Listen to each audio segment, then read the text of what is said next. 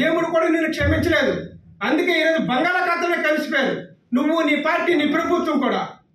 అలాగే గతంలో ఏదైతే గుడివాడ అమర్ అమ్మోనియం నైట్రేట్ విషయంలో, అమ్మోనియం నైట్రేట్ ఏదైతే పోర్ట్ నుంచి వస్తుందో దాంట్లో వచ్చిన దగ్గర కమిషన్ తీసుకునే దగ్గర నుంచి ఈరోజు బినామీ కంపెనీల పేరు పైన అమ్మోనియం నైట్రేట్ సప్లై చేసిన వ్యక్తిగా ఎదిగావు. వందల వేల కోట్ల రూపాయల సామ్రాజ్యానికి అధిపతయ్యావు. నువ్వు గనుల మాఫియా, ఈ యొక్క అమ్మోనియం నైట్రేట్ పెద్ద మాఫియా గనులు నువ్వు. నీ మీద ఈ యొక్క ప్రభుత్వం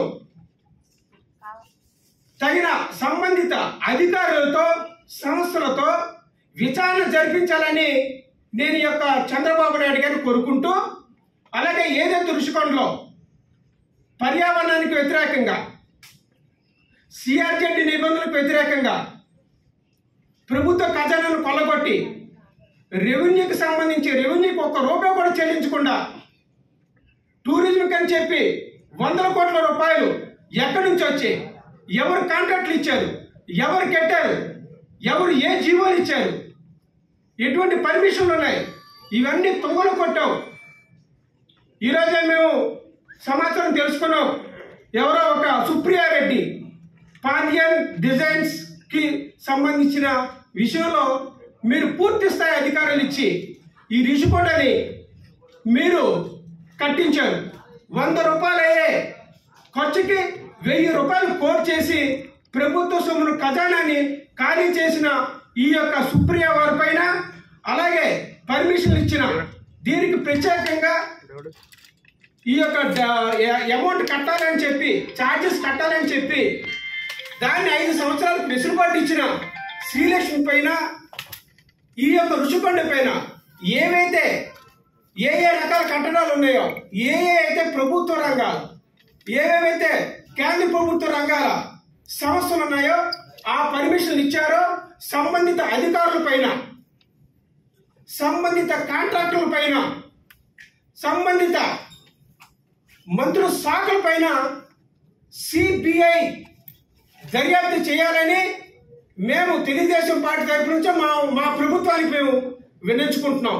అలాగే కనీసం ఒక ప్రెస్ మీట్ పెట్టి ఒక శుద్ధమైన కార్యక్రమం చేసాం, ఒక మంచి కార్యక్రమం చేసాం, ప్రజలకు ఉపయోగపడే కార్యక్రమం చేసామని పెట్టలేని పరిస్థితిలో జగన్మోహన్ రెడ్డి అనుయుడు ఈ యొక్క గుడివాడ అమర్ ఈరోజు తిట్లు, శాపనార్థాలు పెట్టుకునే పరిస్థితిలో ఉన్నాడంటే జగన్మోహన్ రెడ్డి ఇతనికి ఏ రకంగా ట్రీట్మెంట్ ఇస్తున్నాడో మీ అందరూ గమనించాలా.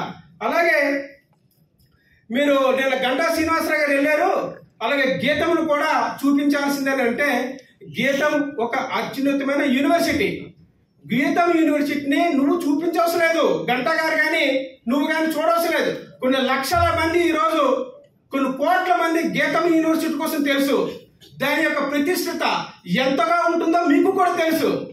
కొన్ని లక్షల మంది అక్కడ చదువుకున్నారు, కొన్ని వేల మంది కూడా ఉద్యోగం తెచ్చుకున్నారు. అటువంటి సంస్థ కోసం నువ్వు మాట్లాడడం కానీ కనీసం ఒక వెంట్రుక ముక్కు కూడా పేకలేవనేది నేను చెప్తున్నాను. కాబట్టి ఈరోజు ముఖ్యంగా 2 విషయాలు. ఏదైతే గుడివాడ అమర్ ఇల్లీగల్గా బినామీ కంపెనీలతో అమ్మోనియం నైట్రేట్ సప్లై ఏ రకంగా చేస్తున్నాడు అని దానిపైన సంబంధిత శాఖల చేత దర్యాప్తు చేయాలి. అలాగే ఏదైతే ఋషికొండ ఉందో, ఋషికొండలో ఉన్న ఇన్వాల్వ్మెంట్లు ఉన్నాయో, ఏవైతే వైలేషన్స్ ఉన్నాయో, ఇందులో బ్రైబ్ ఉంది, ఇందులో సెంట్రల్ యాక్ట్కి విరుద్ధంగా ఉన్నాయి, సిఆర్జెడ్కి విరుద్ధంగా, అలాగే పొల్యూషన్ పెరుగుంది.